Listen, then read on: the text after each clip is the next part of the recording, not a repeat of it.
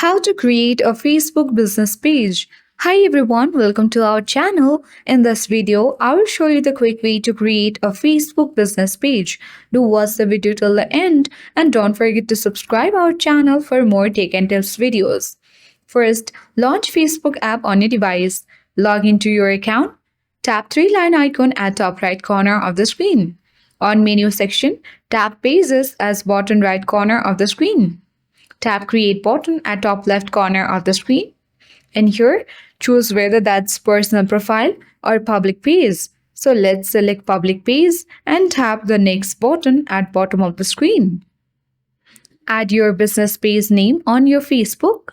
Once you have added the page name, tap next button. On this section, search for the categories that will help people find this page in search results. Tap Create button at bottom of the screen. Now choose whether it's for creating content and connect with fans or promoting your products or services. Now tap Continue button. Add all the information to set up your page, that is your bio, contact information, location, hours, and many more. After you are done, tap the next button and on the next page, this will ask you to set up your profile. Once you set up your profile, you will successfully create a Facebook business page. I hope this video worked. Thank you for watching.